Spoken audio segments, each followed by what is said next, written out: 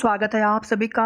Added junior शिक्षक भर्ती को लेकर के बात करेंगे। एक निवेदन है आप सभी से कि यहाँ पर जो भी चीज़ें आपको बताने वाले हैं उसके पीछे कुछ न कुछ तथ्य है, आधार है। तो आप सभी से निवेदन है कि एक बार आप वीडियो को पूरा ज़रूर सुनें।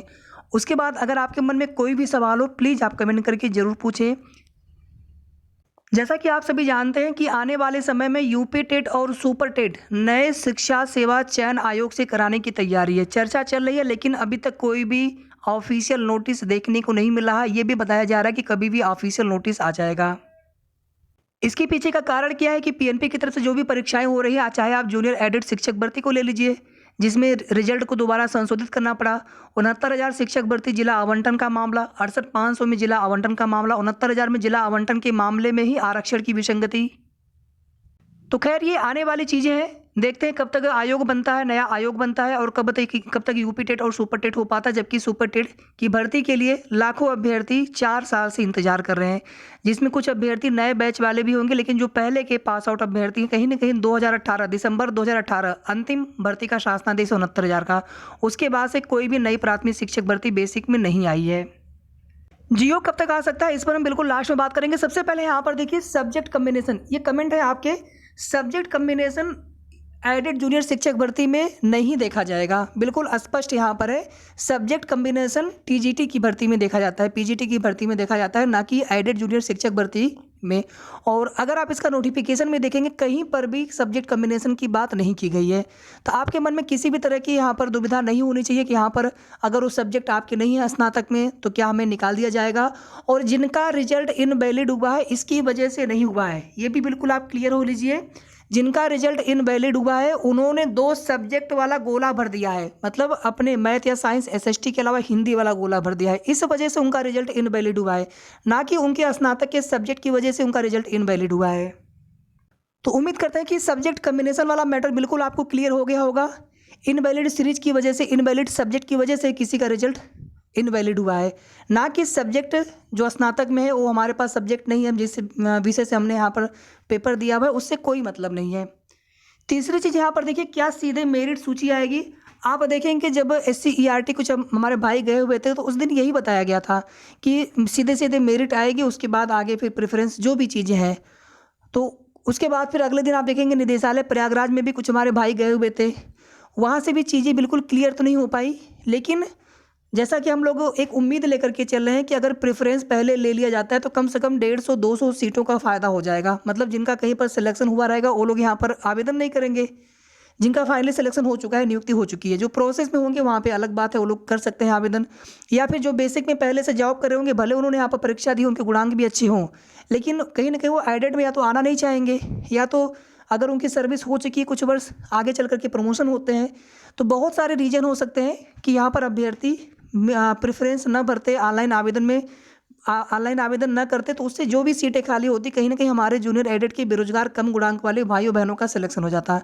इसलिए प्रेफरेंस पहले आना चाहिए। लेकिन यहाँ पर कुछ भी हो सकता है। बेसिक की जो नियमावली है उसमें जिस हिसाब से भर्ती की गई है 68,500 या फिर 69,000 की, तो यहाँ पर कुछ परिवर्तन किया जा सकता है। ये पूरी तरह से बेसिक विभाग के ऊपर है किस प्रकार से वो प्रोसेस को करते हैं, क्योंकि पूरी जो जानकारी हम सभी को नहीं हो पा रही है, थोड़ी बहुत चीज़ें भी पता चल पा रही हैं कि सीधे सीधे मेरिट सूची ही डायरेक्ट यहाँ पर आ सकती है। और डॉक्यूमेंट से पहले यहाँ पर एक प्रश्न आपका और यहाँ पर है कि क्या जियो से पहले मेरिट सूची आ सकती है। वैसे तो अगर आप देखेंगे तो जो 6800 की लिस्ट आई थी उसके पहले देखिए 68,500 शिक्षक भर्ती, 69,000 शिक्षक भर्ती में सबसे पहले शासनादेश आया था, उसके बाद ऑनलाइन आवेदन लिए गए थे, उसके बाद मेरिट सूची आई थी। ये प्रोसेस है। 6800 लिस्ट में क्या हुआ था, 6800 लिस्ट में, अब आप सबसे पहले आप पूरी बात सुन लीजिएगा प्लीज़। 6800 की लिस्ट में जब 6800 की लिस्ट जारी हुई थी 5/1/2022 को, उसमें एक संक्षिप्त जो है ऊपर 3-4 लाइन का एक शासनादेश लिखा हुआ था और उसी के साथ में पूरी लिस्ट थी कई पेजेज की। लेकिन वो कंप्लीट शासनादेश नहीं था, कंप्लीट जियो नहीं था। इलाहाबाद हाईकोर्ट, लखनऊ हाईकोर्ट में मामले चल रहे थे। इलाहाबाद हाईकोर्ट में एक मामले में उसी शासनादेश को, उसमें किस नाम से याचिका है मुझे ध्यान नहीं आ रहा, लेकिन उसमें एक याचिका और हमने उसकी अपडेट भी बहुत बार दी है, बिल्कुल हमें अच्छे से पता है। वहाँ पर 6800 का शासनादेश ही मांगा गया था कि 6800 आप लिस्ट कैसे आपने जारी की है, उसका जियो आप कोर्ट में प्रस्तुत करें, माननीय कोर्ट का ऑर्डर था। तो वहाँ पर कुछ पेजेस का 6800 का विस्तृत शासनादेश था जिसको कि कोर्ट में पेश किया गया था। तो इसमें शासनादेश नहीं आया था 6800 वाले में, लेकिन लिस्ट आ गई थी पहले। तो कुछ भी हो सकता है, बेसिक विभाग है जिस प्रकार से वो करना चाहेंगे। जियो से पहले मेरिट लिस्ट भी जारी कर सकते हैं, या जियो आए उसी के साथ में मेरिट लिस्ट उसी के साथ में आ जाए।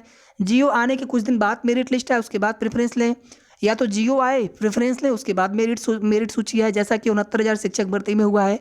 तो किसी भी तरह से भर्ती प्रोसेस ये लोग कर सकते हैं। डिसीजन उन्हीं को लेना है जो बेसिक के अधिकारी हैं, उच्च अधिकारी हैं। अब यहीं पर बात कर लें कि जियो कब तक आ सकता है। तो कहीं ना कहीं यहाँ पर हम सभी लोग यहाँ पर दुविधा में हैं। हम सभी को केवल जो भी जानकारी कहीं ना कहीं से प्राप्त हो रही है वही सब चीज़ें हैं, बिल्कुल कन्फर्म नहीं बताया जा सकता है।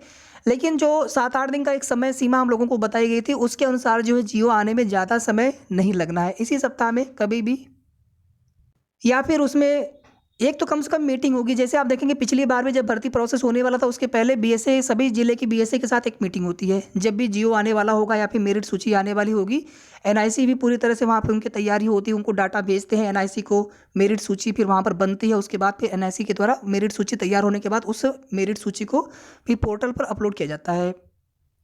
तो सबसे पहले हमें लग रहा है कि कभी भी जियो आने से पहले या चयन सूची आने से पहले 100% पहले सभी जिलों की बीएसए के साथ एक मीटिंग जरूर होगी।